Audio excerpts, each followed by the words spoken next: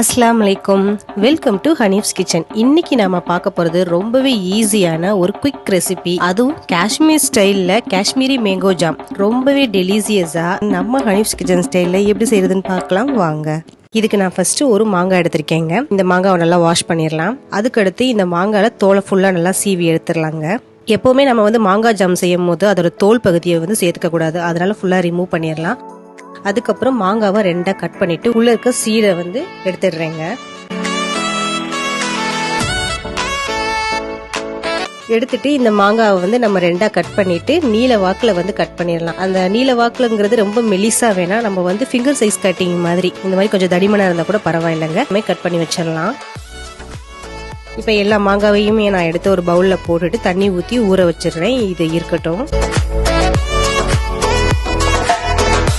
அதுக்கப்புறம் இந்த மாங்காய் ஜாமுக்கு தேவையானது பாத்தீங்கன்னா ஒரு சின்ன துண்டு இஞ்சி, அதை எடுத்து 3 கட் பண்ணிக்கிறேன். ரொம்ப பொடிசால வேணா, சும்மா ரஃபாவே ஒரு 3 கட் பண்ணி வச்சிடலாங்க. அதுக்கப்புறம் இந்த ஒரு மாங்காய்க்கு 2 மிளகாய் வத்தல் எடுத்திருக்கேன். 2 மிளகாய் வத்தலை எடுத்து நல்லா மெலிசா ரிங்கு மாதிரி வட்ட வட்டமா கட் பண்ணி வச்சிடலாம். இதுக்கும் நம்ம சீடு போடக்கூடாது, அதனால உள்ள இருக்கிற அந்த சீடை ஃபுல்லா தட்டி விட்டுட்டு இந்த மாதிரி வட்ட வட்டமா கட் பண்ணி வச்சிடலாம். அதுக்கப்புறம் நான் 100 கிராம் சுகர் எடுத்திருக்கேங்க. இப்ப நான் அடுப்பை ஆன் பண்ணி கடாய் வச்சு இந்த 100 கிராம் சுகரையும் இதோட போட்டுடுறேன். போட்டுட்டு நம்ம சுகர் எந்த அளவு போடுறோமோ அதே அளவே தண்ணியும் சேர்த்துக்கலாம். ஸோ நான் அதே அளவே தண்ணி எடுத்து இந்த சுகரோட சேர்த்துக்கிறேன்.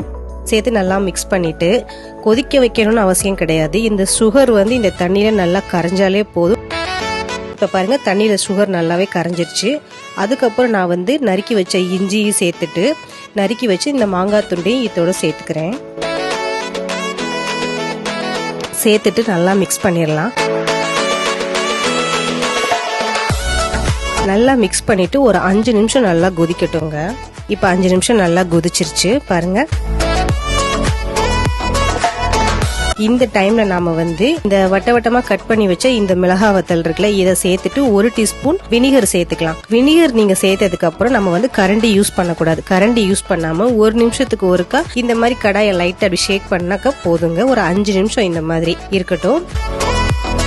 1 நிமிஷத்துக்கு ஒருக்கா இந்த மாதிரி கடாயை நம்ம ஷேக் பண்ணிக்கிட்டே இருக்கணும். கரண்டி போட்டுறக்கூடாதுங்க. ஒரு 5 நிமிஷம் இந்த மாதிரி இருந்தாலே போதும். இப்போ இதோட லெவல் பாத்தீங்கன்னாக்கா கன்சிஸ்டன்சி எந்த மாதிரி இருக்கணும் அப்படின்னாக்க ஒரு மாதிரி கண்ணாடி பதம்னு சொல்லுவாங்க. அந்த மாங்காய் பாக்குறதுக்கு அப்படியே ஒரு மாதிரி கண்ணாடி மாதிரி இருக்கும். அந்த மாதிரி நம்ம அடுப்பு ஆஃப் பண்ணிடலாம். இது நல்லா ஆறட்டுங்க. இப்ப நல்லா ஆறுனதுக்கு அப்புறம் இதை எடுத்து நம்ம ஒரு கண்டெய்னர்ல ஸ்டோர் பண்ணி வச்சிடலாங்க. நம்மளுக்கு ஒரு சூப்பரான ரொம்ப எம்மியான காஷ்மீரி மாங்காய் ஜாம் சூப்பரா ரெடி ஆயிடுச்சு.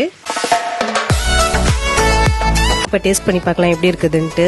இது ரொம்பவே நல்ல ஒரு ஸ்வீட்னஸா, அதுக்கப்புறம் பாத்தீங்கன்னா நல்லா லைட்டா ஒரு மாதிரி புளிப்பாவும், லைட்டா ஒரு மாதிரி கொஞ்சம் உரப்பு தன்மையோடையும் ரொம்ப டிஃப்ரெண்ட் டேஸ்ட்ல சூப்பரா இருக்குதுங்க. அது மட்டும் இல்லாம இந்த கண்டெய்னர்ல நீங்க போட்டு ஸ்டோர் பண்ணி வச்சிட்டீங்கன்னா இது 8 ல இருந்து 10 மாசம் வரைக்குமே கெட்டு போகாம அப்படியே இருக்கும். சோ கண்டிப்பா நீங்க இந்த காஷ்மீரி மேங்கோ ஜாம் ட்ரை பண்ணி பாருங்க. ட்ரை பண்ணி பார்த்து எப்படி இருந்துச்சு நம்ம கமெண்ட் பாக்ஸ்ல நமக்கு டிராப் பண்ணுங்க. அப்படியே நம்ம சேனலை சப்ஸ்கிரைப் பண்ணி பக்கத்துல பெல் ஐகானையும் கிளிக் பண்ணிருங்க. தொடர்ந்து நம்ம வீடியோஸ் எல்லாத்தையும் பார்த்து என்ஜாய் பண்ணுங்க. தேங்க்யூ.